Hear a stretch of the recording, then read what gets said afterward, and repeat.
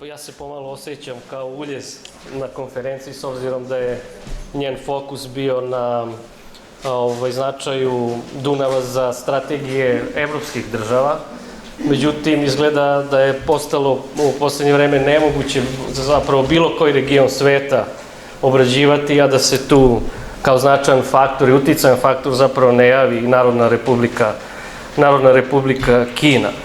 Njen značaj zapravo prepoznaje i kada je reč o Dunavu i sama Evropska unija, posebno se to može videti na primjeru Evropskog parlamenta koji je još 2018. ili 2019. godine angažao konsultantsku kuću koja je trebalo da uradi studiju koja analizira potencijalne koristi i mogućnosti koje inicijativa Pojas i put može imati za transevropsku transportnu mrežu.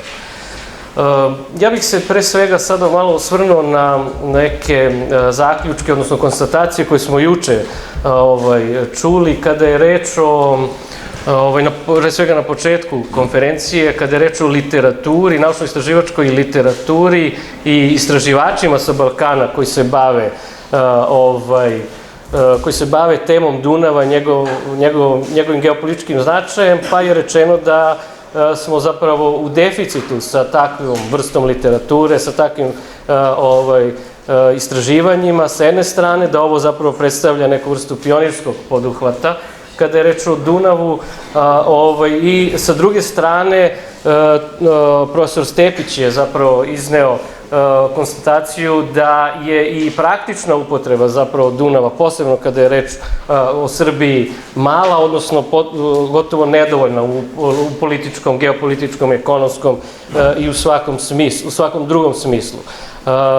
Kada je reč o Kini i inicijativi Pojas i put i povezanosti njenoj sa Dunavom, stvar je, možemo slovno reći, još gora što se tiče literature, naučno-istraživačke literature, nje gotovo i da nema na ovim prostorima.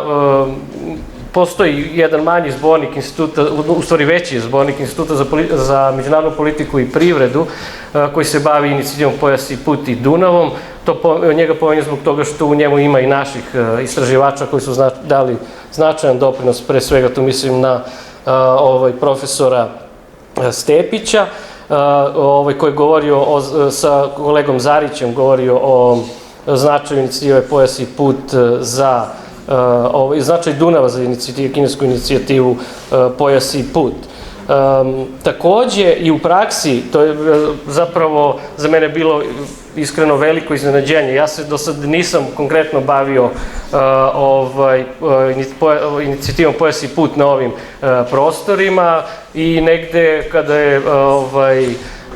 kada je pala ideja na pamet da se ovom temom bavim na poziv kolege Zorana i Miše, imao sam utisak da imam bogatu literaturu, da postoji bogata praksa zapravo investiranja Kine i projekata kada je reč o Dunavu s obzirom na njegov geografski položaj, značaj i sve ostalo, jer se zapravo potpuno uklapa u sve one ciljeve koje inicijativa Pojas i put promoviše. Ispalo je da to zapravo nije tako, niti kada je reč o naučno-istraživačkoj literaturi, niti kada je reč o ovoj praksi. Veoma je malo zapravo projekata koji direktno vezuju Kinu i iskorišćenje Dunava. Jako je zapravo u najmanju ruku možemo reći neobično što je to tako, pa dakle treba potražiti možda u nekim daljim istraživanjima razloge zašto nema, pre svega ovih praktičnih delova, dakle zašto nema ostvarenja značajnijih projekata i kineskih investicija kada je reč o Dunavu. Možda je kolega Milošević u svojoj prezentaciji dao delimično i odgovor na to da je zbog uticaja Evropske unije. Trenutno možemo reći da se zapravo više pažnje ove literature koja postoji usmerava na neku vrstu procena, dakle korisnosti Dunava, mogućnosti, dakle reč je o nekim vrstama cost-benefit analiza i studija dakle koji bi to bili potencijalno prednosti, koji bi to bili nedostaci, koji bi to bili izazovi i slično. Međutim, kada sam na početku rekao da je Kina nezaobilazna u posljednje vreme u mnogim regionima sveta kao značajan faktor, isto je i sa našim regionom, posebno i sa regionom Dunava. Mi znamo da se Narodna Republika Kina poslednjih godina dosta angažovala u infrastrukturnim projektima u Evropi, pre svega u okviru inicijative Pojas i put i užeg jednog formata koji je nastao malo i ranije, koji obuhvata zemlje centralne i jugoistočne Evrope. To je format nekada bio 16 plus 1, zatim 17 plus 1, pristupanjem Grčke, da bi odlaskom baltičkih zemalja, Litvanije, Letonije i Estonije, format ostao u formi 14 plus 1. U okviru tog formata koji poslednjih godina, poslednje 2 godine zapravo gubi na zamahu, inicijativa Pojas i put zapravo je usisala ovaj format u sebe, tako da imamo i dalje u okviru onih smernica koje se donose na forumima i imamo inicijative pojedinačnih država. Možemo govoriti o nekima koji se konkretno tiču Dunava. Međutim, ono što je problem i ti predlozi projekata, inicijativa koji su dolazili kako od pojedinačnih država formata 14 plus 1, tako i od same Narodne Republike Kine, kao što sam već pomenuo, ostali su na nivou plana, projekata, ideja, skica i ostali su nerealizovani.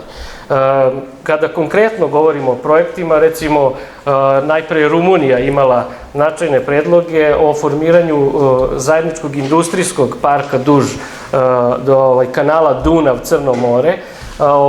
Cilj je zapravo bio da se na taj način iskoristi strateška pozicija Dunava za ovaj industrijski park zajedno sa kineskim partnerima, međutim ovaj projekat nije realizovan. Takođe, Rumunija je još 2018. godine predlagala da Luka Konstanca postane jedna značajna, da kažemo, istočna kapija ulazu u Evropsku uniju za kinesku robu, međutim ni ovaj projekat nije realizovan, iako možemo reći da COSCO, ova najveća kineska kompanija, posluje u Luci Konstanca kao operator. Takođe, predlog je dolazio i od Češke Republike, to je stara ideja o stvaranju kanala koji bi povezivao Dunav, Odru i Elbu, i na kraju i od ovog projekta, zapravo do realizacije ovog projekta nije došlo. Slično je i sa našim predlozima i projektom o stvaranju kanala koji bi povezivao Dunav i Egejsko more, odnosno Dunav-Morava-Vardar. Postoje zapravo i oni istraživači koji smatraju da je ovo reč gotovo o mitu i da je prosto nemoguće ni fizički ni finansijski izvesti projekat. Međutim, Kina je, jedna kompanija iz Kine uradila je procenu i finansijsku i izvodljivosti i došlo se do zaključka da je projekat izvodljiv i sprovodiv i on bi zapravo imao veoma veliki značaj za Kinu jer bi spojio Pirejsku luku i Solunsku luku sa severom i potpuno otvorio put kineskoj robi sa juga ka severu.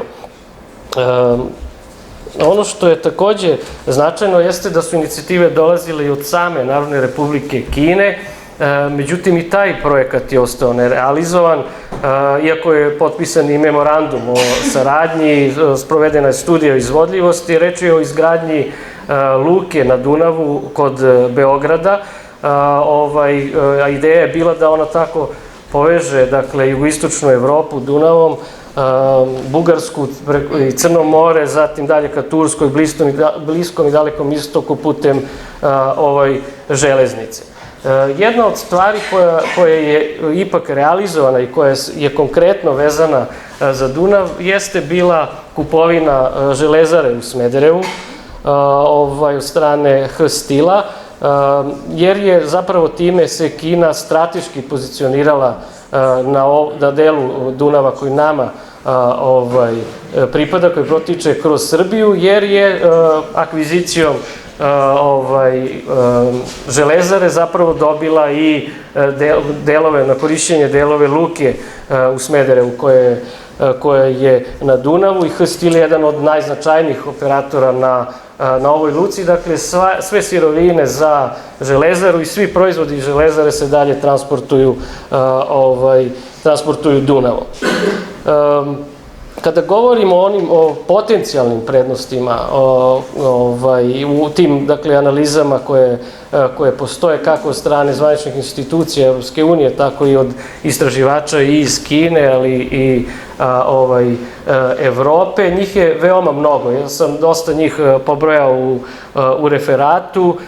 Zapravo uradio sam neku vrstu pregleda literature i izvukao iz te dostupne moguće literature, izvukao neke od tih najznačajnijih prednosti njih, napravio njihov pregled.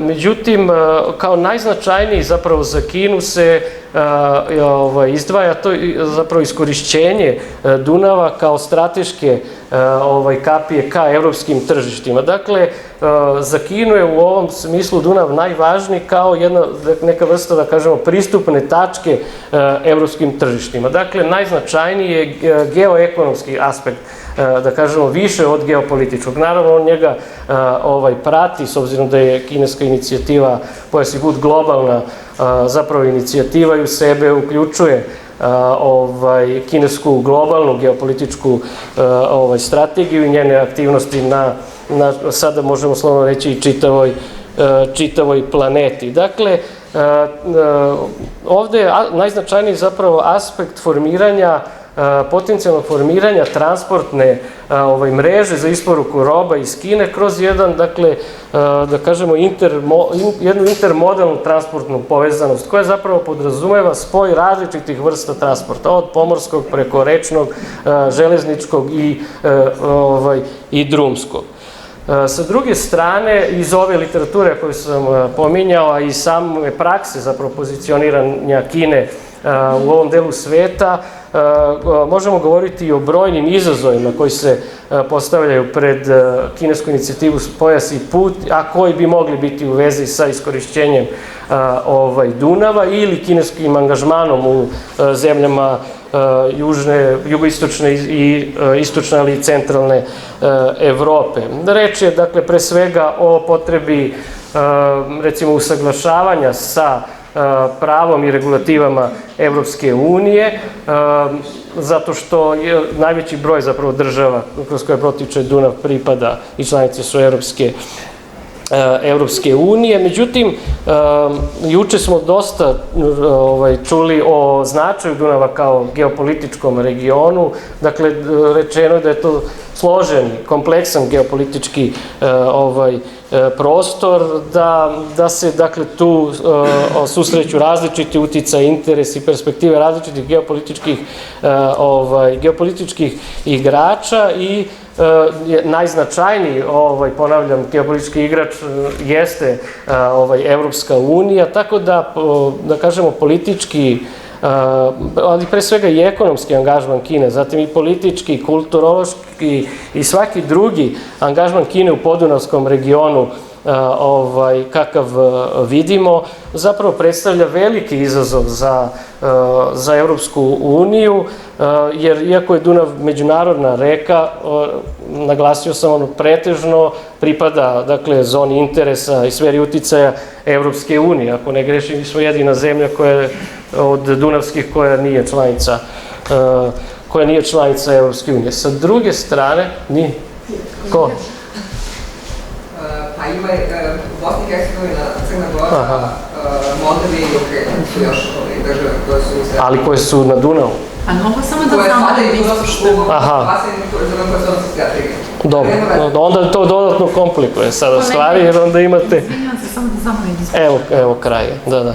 Onda to dodatno komplikuje sada geopolitičku situaciju, onda imate dakle zemlje koje su članice Europske unije, zemlje koje nisu, zemlje koje su kandidati, zemlje koje su u NATO, zemlje koje nisu u NATO, zemlje koje su bliske Ruskoj federaciji ili Narodnoj Republici Kini, zemlje koje nisu. Međutim, da se vratim na Kinu i time završavam, iz prakse zapravo kineskog djelovanja na ovom prostoru možemo izvesti zaključak da je ona ipak ovaj region stavila u, da kažemo, u jasnu funkciju sprovođenja svoje inicijative Pojas i put, da on ima jasnu geoekonomski i geopolitički značaj za Kinu, jer predstavlja značajnu vezu, zapravo vertikalu, dve komponente inicijative Pojas i put, dakle njene pomorske komponente sa juga i kopnene komponente sa severa.